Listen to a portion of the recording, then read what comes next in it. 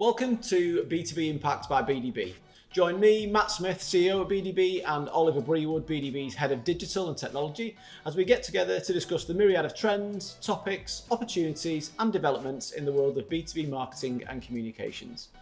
Our aim is to arm you with content, opinions, and insights that deliver lasting and meaningful impact across the B2B community, helping the global businesses and brands we partner with navigate their way through the information and communication revolution. Are you ready to make an impact?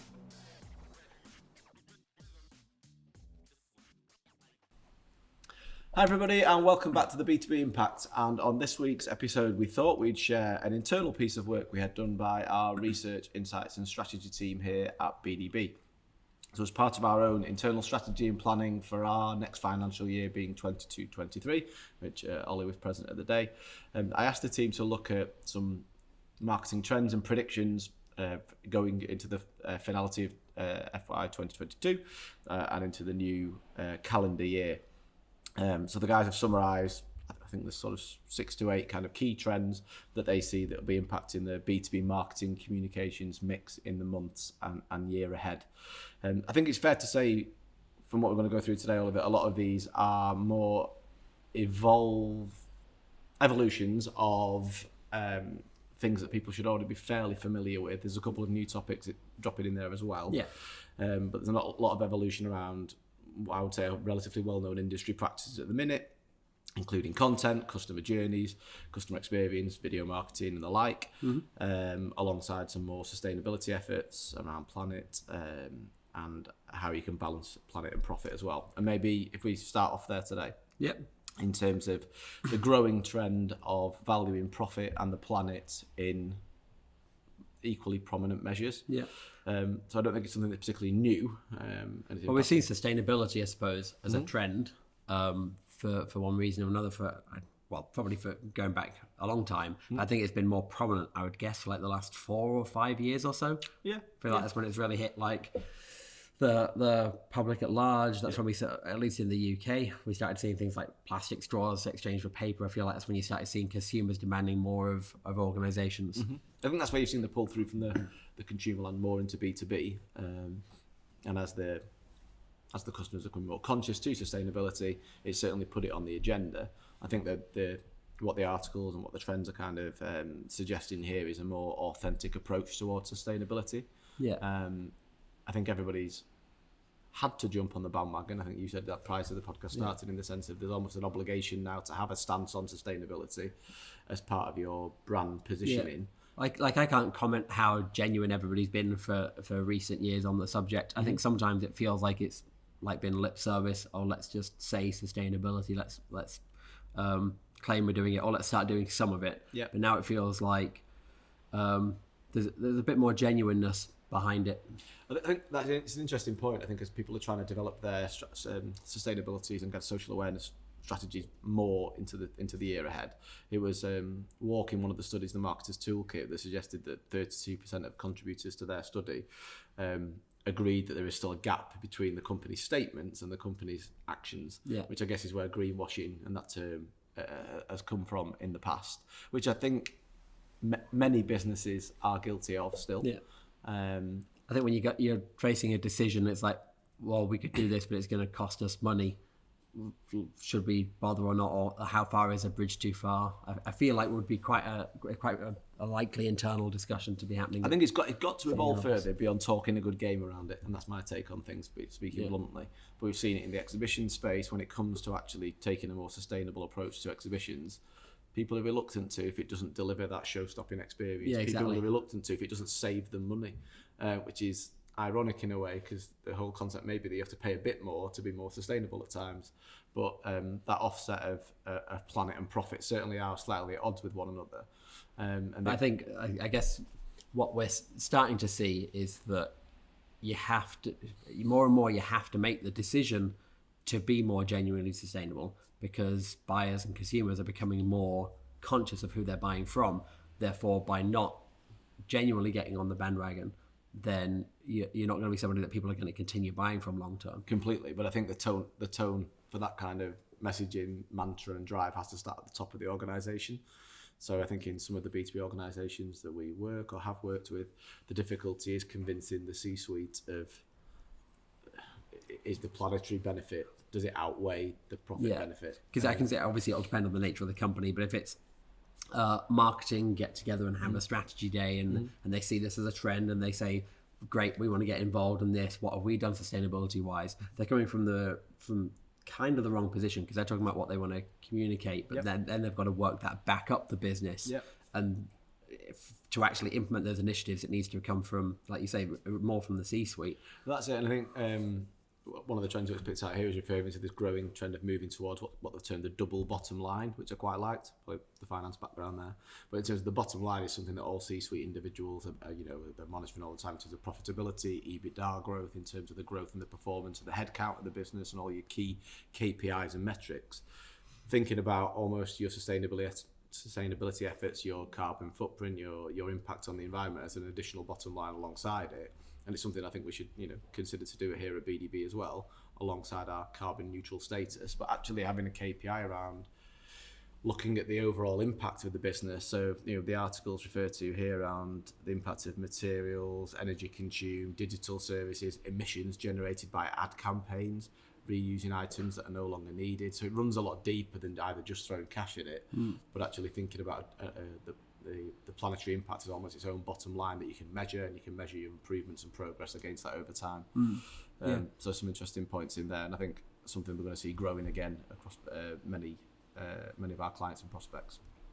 The effectiveness gap was the next one, which I think we kind of touched on in a previous podcast in a way, thinking more about long-term measurement of success. Because I think a lot of marketing campaigns are often quite focused on kind of short-term metrics, short-term measures, which, if you've listened to the last couple of episodes, I think we've kind of touched on the idea that we know buyers aren't in market all the time. So short-term measures are really only addressing the people that are in market, or at least interested in the subject matter. Whereas I suppose what the effectiveness gap is talking about is having kind of short-term metrics, sure, but also having more long-term metrics. It's a longer term view, isn't it? Because I think people are looking for that quick impact of a marketing campaign or whatever activity they've got on the go. The article's also suggesting that it's been the push towards a longer term viewpoint on measurement is being forced out by some of the changes in technologies, softwares around it, around cookies, and the changes that are coming, I guess, with what you were referencing last week in relation to Google and so on. That's forcing some of the more short term metrics that we're more familiar with that are now being pulled or removed or changed or evolved potentially, that you're going to be forced almost into taking a long-term viewpoint. But I guess from a client standpoint and a stakeholder standpoint, again, it's great saying long-term view. The skeptic in me sort of says, is that marketeers avoiding wanting to be measured in a way, because it's always, you can't measure us yet, we're not ready for that. I think the key with anything there is just start measuring. The long-term view we know is going to be harder to measure, and we'll probably get it wrong at first. As you sit down with any organization, you start saying, well, let's look at sales this year, or customer retention this year, or customer referrals, whatever it might be you're trying to do. Let's look at it now compared to where we're at in a year's time and 2 years' time. Obviously, that's really long, is much more long-term thinking than how does this campaign do in the next 3 months. But if we don't start trying to measure it, we won't really know where we're at. We won't know if it's having any success or not. I actually think it's a really good point. I think a lot of the businesses and brands and people you speak to don't take the leap of faith to start, do they? So I think without that baseline of where you are, even from something as simple as an NPS score or a client satisfaction score, and it's something we constantly discuss here, I guess, internally. But you've got to have that baseline to then be able to measure from. And I get the fear. I think especially, marketers in general, I'm not saying this is true for everybody, but in general, we're not really that target driven. We're not like a sales team where they know they've got to hit this number of leads a month. Otherwise, their job might be on the line, or they'll be in for a performance review, or their bonus and therefore financial well-being is dependent on it. Marketers in general aren't in that stricter situation. I think we're more hesitant about having these kind of things in place. But I think as long as it's coming from a position of understanding and knowing that, for a year or two of doing this, is setting a benchmark and understanding where we're at and understanding what the results of the investment are. And, you might find that 12 months in that maybe the method you've chosen to measure isn't really the right method for you, or the campaign didn't do what you thought it would do. But if you don't try and measure it, then you're not making any progress at all. You're just operating blind. The next one was in relation to this move towards revenue over MQLs or marketing qualified leads. So I think we've seen in recent years many clients' activities, the core KPI that they're looking to generate is some form of MQL, so marketing qualified lead that's then passed to the sales team for them to follow up with effectively. And I think the criticism comes in the marketplace of that interaction between sales and marketing, that you could generate the best marketing qualified lead, pass it to sales, and it dies with sales because they don't do anything with it, or sales get the lead but say it's a crap lead, putting it bluntly, because they've had no involvement in qualification of what a good lead looks like, which then leads you back to the age-old argument of sales and marketing alignment or misalignment, I guess, in this case. Because I guess there's a high chance that that MQL might have downloaded a white paper, might not be ready for sales and so on. Absolutely. So I guess there's been a movement in recent months and years towards this kind of more revenue operations model, which I think is the way you're going to see it going. And I think I said it in the previous podcast that I don't know in the future whether you'll have a marketing and a sales team, and you might just have a revenue team, the people that are filling the funnel. And that obviously links back to ABM as well potentially. But I think the other part here as well that's interesting is that it's also potentially linked to a quantity versus quality argument as well. Because I know some sales teams will be targeted on number of leads, but I think it's more common that you'll be given some kind of benefit based on percentage of revenues, therefore it's more size of opportunity. But I think that doesn't really translate back to marketing. That is normally more on that numerical end of how many leads can we get through. Whereas, we all know getting one huge lead that would bring in millions for your organization is better than getting 20 leads that bring in, 50,000 each. And that's where the tie-in is to ABM or account-based marketing, or so the trends would argue at the minute. As we touched on last week, ABM's a big unwieldy task to take on, and there's benefits and drawbacks to adopting that kind of approach. But I guess the principles of ABM around being more targeted, more clear at the start at who you want to work with, who you want to target, and being more tailored and personalised in your approach to that rather than casting the net wide is where ABM comes in. So I suppose the last thing I'd say on the revenue versus MQL thing is it's really tying it back to you're measuring it based on a business objective instead of kind of again a more fluffy marketing objective. It's got a real impact to the business if you can say this revenue has come about because of us here. I guess and I guess then you've got to be able to make sure you've got the tracing and the tracking available to do it, because there's always a disconnection somewhere in that journey as well sometimes, isn't there? Moving on to customer journeys, which again I don't think is anything particularly new. They're talking more around the growing trend of mapping the customer journey to the customer experience at the various touch points, I guess, with the brand throughout that process, which for me sounds like a pretty basic trend in a way that you wouldn't have considered that. But I guess it's also thinking about the platforms, the tools, the technologies, how and why people are interacting with the brand beyond just making sure the content fits. It's also the mechanism and the platform that's delivered on potentially.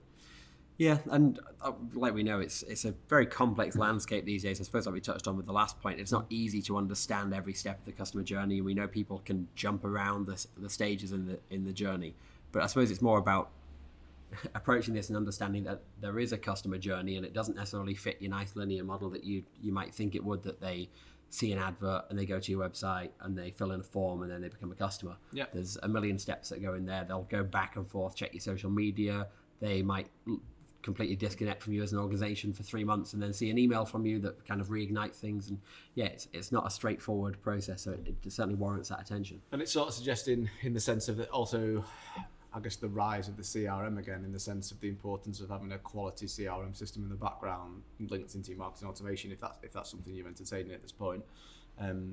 But tracking the interactions with the brand and gathering that data over time, which I guess could feed more of an AI predictive marketing model in the future. Yeah, and one of the points that's suggested here as well is to adopt a mobile first strategy, which I think is an interesting point, because if you log into, I know this will vary by company, but I suspect that for the most of the type of clients that we work with, if you log into your Google Analytics or Adobe Analytics, you'll probably see that you're still getting 70+% of your traffic coming from desktop devices, probably very little tablet, and sort of 10 to 30% coming from mobile. So is mobile first right?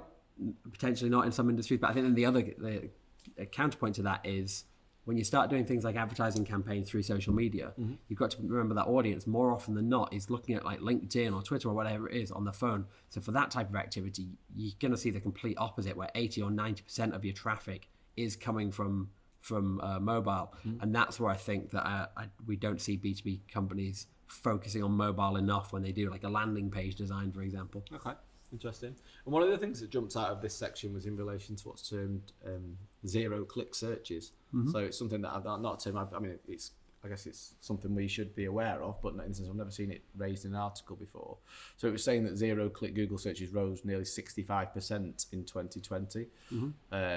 So the articles and the thought leadership, I guess, is suggesting that this could be linked to the pandemic, with greater overall search volumes taking place, with people being potentially at home or isolated or working away from the office. And I think Google are at odds with the study, as they may choose to be, because obviously it's impacting their products offering and suite of services. So what they're saying here ultimately, though, is that people are arguably finding the answer without requiring a click through to another web property, effectively. So if you've used Google, which I'll assume everybody listening has in recent years, I'd say Not where have you been? Yeah, certainly for the last sort of 8 years, I'm just going to guess, Google have been putting more and more information in the search results, not only obviously the search results themselves and the ads, but also kind of further information, rich text information about the thing you're searching for. You'll see almost like FAQs coming through a lot now. So you'll often get an answer to your question without needing to delve any further. So if you start, yesterday I searched how much does a child typically grow per year, trying to work out when my daughter might be ready to go to a theme park and go on some of the bigger rides. I didn't have to go to a further page there because you get the brief answer you need just from one of those snippets. So I think that's what you're seeing, rather than, you're not losing kind of meaningful traffic that might become purchasers. Aren't the ones that are losing out and not traveling through each page, because that detailed information still needs to come from a deeper page. I think what you're losing out on is some of those more informational searches. Where I'd say if the answer could come from Wikipedia, there's a very high chance that could end up being a zero. Thinking about the impact on our clients of this, I mean, as I say, it's a study and there's clearly different viewpoints on it. But if that is the way things are heading, what would the advice be for clients and prospects? Are we saying think about the content, the customer journey? Are we thinking about the amount you're spending on Google Ads potentially? What's the impact on the overall mix, would you say? I think from my point of view, if you're thinking about the people that might be trying to search to find a supplier of products or services, you probably don't have a big concern from the point of view of they're never going to get the answer that they need from just a sentence on Google.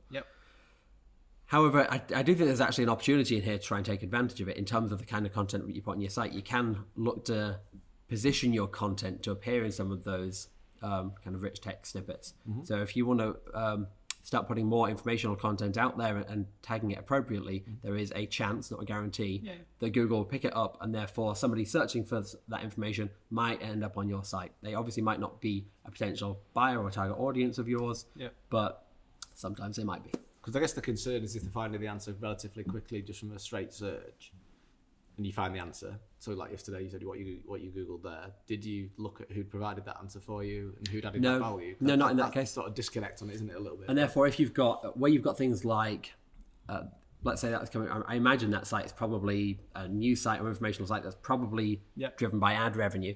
Therefore, that's what they're losing out on. But where we're talking about a B2B company who are looking for a buyer to actually visit their site, and that is more based on an inquiry, not ad revenue, I don't think there's a big concern there, because you'll have to go to find a supplier for the product you're looking for. You're not going to get it from a line. I guess the concern could be, could you get an answer, or could the answer that's being provided lead them to a different supplier?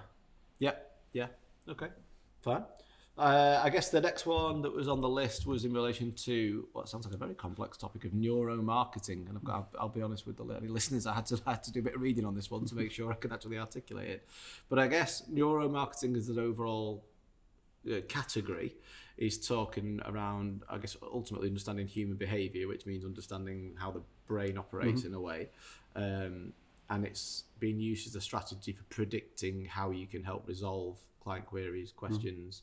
Or I would argue get people to engage with the brand. So from my understanding of reading on this one, there's an awful lot of theory behind this at the minute. I can't say it's been top of anybody's agenda that I'm aware of, but I think it's a labeling of it, because I think there's a lot of things in that could fall under this that are not new practices. So I remember reading about a study years ago where having the smell of lemon in the air put people more in the mind to clean. So there's that sort of thing is understanding obviously how the brain works, and could be used in a more consumer setting to influence a purchase within a retail shop. I think we were talking about an example a couple of weeks ago that would probably fit within this as well, which was around understanding how ads were likely to perform. And the old school model would be watch an ad and then fill in a survey afterwards that says, like, do you think you're likely to buy from this company? But the way somebody logically answers a question when asked isn't necessarily the same way that they'll behave subconsciously. And therefore we're more moving towards a model where if you're really launching a big campaign and you want to understand the performance, you might get involved in things like eye tracking, which I'm presuming a lot of the bigger brands will be doing, because then you can tell much more about how engaged the person is. What are they looking at within the ad? Are they looking completely elsewhere in the room and things like that, which just tell you more than if that person just fills in a survey after the fact. I've seen this applied against the events and exhibition space as well, because there's software and technology out there now that not only measures traffic control and traffic flows and heat mapping where people are on your stand, which has always been around for a few years now in terms of understanding what areas worked well and what areas didn't. The software out now that's effectively, I guess, reading the facial expressions and so on of the attendees as well beyond that to see. So it's a similar kind of principle about how are they happy, are they sad, are they scared, are they intimidated to come on the stand, and all this kind of studies, which again is feeding more what I'd term predictive marketing in the sense of if you do this you should get this result kind of approach to it as well. So it's interesting, but as you say, I think a lot of it ties back to emotional engagement, and are people engaging with the brand. And if you're trying to do that, understanding, I guess there's a lot of studies that are going to be sat behind this one, isn't there? And it'll be interesting to see whether this makes a list next year, in my mind, to an extent, because is it one of these flash in the pan terms like neuro marketing that you're going to see and never hear spoken about again, or whether it's going to genuinely come to the forefront. I guess the other aspect is things like eye tracking and facial coding, as they term it. There's clearly going to have to be some budget spent behind that, so you need to have a willingness from a client not only to be willing to invest in a campaign design, creation, and so on and so forth, but also the willingness to invest in this aspect of it, and then for it to be valuable, the willingness to change what your planned campaign is or was going to be off the back of it. So it's definitely going to have some additional budget connotations. And I guess that flows into the next point around AI, potentially, in the sense of the rise of the machines, as you keep hearing it referred to. But I guess AI is quite often around the gathering of data to then make predictive behaviours, ultimately, in the grand scheme of things. Are you seeing any clients really go big, or clients or prospects, or any brands that are really going big on AI at the minute, that in the B2B space particularly? Because I think people are aware of it. It's been on the agenda for a while, but the fear of the kind of big data argument and the investment and time requirement of it. I'm sure there will definitely brands that are, but I think from the type of clients that we work with, I don't think this has kind of reached their kind of sphere yet. And I suppose so part of that might just come down to volume of data, because I think if you're talking about small volumes of data, it doesn't need AI to analyze it, but also you're not likely to get valuable conclusions from that. I think for AI in a kind of machine learning kind of sense to get some useful insights, it needs to have an awful lot of data going through it to be able to understand, what does this variant in that user persona, for example, really result in a more likely person to purchase. It's also setting your parameters, isn't it? Because I think a lot of people at the minute are paralyzed by this of not knowing not measurement again, but not knowing what to measure and what to record and what data to collect. So they either end up collecting everything, which might be a value, building a database and building something in the background, obviously, but then they're not sure how to put it to use yet, in a way, which stops them actually with the gathering of the data, which then stops them even entering the kind of machine learning state, in a way. I also guess is potentially affected by GDPR and concerns around how much personal data you're holding on somebody. I think these days you've got to have quite justifiable reasons to hold a lot of data, or at least to ask for a lot of data. I think it might be different if you're, capturing that behavior as somebody browses your site or buys and uses your products, or if your sales team are entering that data as they speak to a customer. But I think, you can't really just present a customer with a form that says fill in all the details of your business, your life, your company, and so on. Okay. And the final few, which I think we can wrap up relatively quickly, probably is around content. Content continues its reign as one of the core aspects of the marketing communications mix, but it's more, I suppose, linking it into the types of content, the content strategy behind it, beyond just adding to the noise of what's going on in the marketplace, which kind of flows quite nicely into but what they've done here, enhanced video marketing. But breaking that one down, I would say the video is still very much at the forefront of the marketing mix as well, at various points across the journey. And again, I think for many listeners that won't be news, but thinking about the platform, the length of video, the quality of the video, how people are consuming, like the mobile optimization, like you said earlier, and so on. I think it all comes down to your purpose for that piece of content as well. I think with content, that's always what you have to bear in mind. You're not just putting it out there for the sake of it. You need to be thinking about who you want to be reading it and what they're interested in reading or watching, and what they're interested in. Because if you're not doing that, you're likely to just mass produce a lot of kind of self-indulgent content that doesn't really have much value. Yeah, and I think on a future episode it'd be good to get our motion guys on potentially to speak about some tips and tricks, because there's all sorts of things from video length to format to other aspects that can encourage people to engage with the video more. Because I guess if you are scrolling through it on your mobile at the minute, there's a lot of video content. Yeah. So trying to make yours stand out amongst the considerable digital noise. It's the length of video as well. It's crazy. There's a few times I've been on YouTube recently and I've been semi-caught by an ad. Yeah. And then I realised the ad's 3 minutes long and I'm not watching that.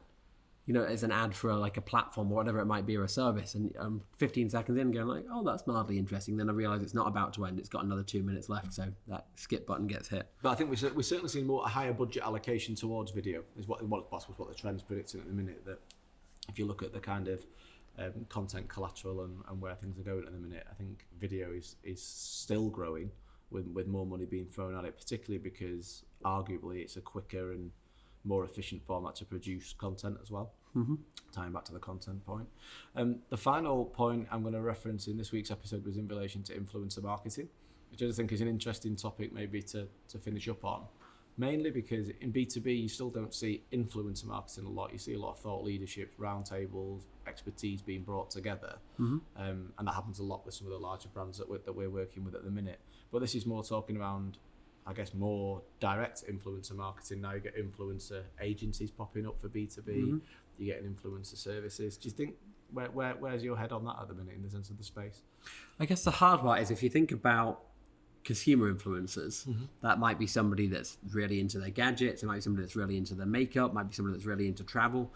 And they're genuinely quite passionate about it. But they also love being very social, very vocal about it. And then there's a financial reward that comes from doing that. I think when you think about a lot of the type of clients that we work with, the influencers that are in that space are more likely to be people that are like academics, scientists, and so on and so forth. So they might be genuinely high value leaders within the space, but they're not like as active on social. I know that's quite an anecdotal sort of thing to say, but I suppose it'll be interesting to see. It might be an age shift as well. Will that start to change as younger generations become those experts within their respective fields? I think you will see it continue to evolve. I think, as you say, in B2B at the minute, the influencer side of it is more angled around thought leadership. A lot of the studies and a lot of the guides and a lot of the predictions is trying to make the point around influencer marketing in B2B isn't a lead generation tool. So don't expect to see instant results from it. Don't expect to see a massive kind of shift in that for the meantime. It's more around brand alignment. And I think that's what we've seen with some of our clients, where they've gone and had an expert from the University of Rotterdam or whatever it might be, and they'll participate in a webinar, and there's therefore some additional credibility presumably being lent to the message that they're trying to communicate. But I guess what it's probably not is driving extra or too much extra awareness to their brand around it. It's more, I suppose, lending credibility to the message that they were trying to share. Yes, yeah, exactly. All right, everybody, I appreciate that was at a pretty rapid pace there. We always try to get these episodes in under 30 minutes. As you see, we start gathering pace towards the end as it gets a bit closer. Some of these topics, no doubt, will be diving into more detail on in coming episodes as these trends continue to evolve and grow into the B2B marketing communications mix for FY22 and beyond. We hope you found it useful. If you'd like any more detail on any of the topics we've covered today, feel free to reach out to us. But we'll see you next week on the B2B Impact.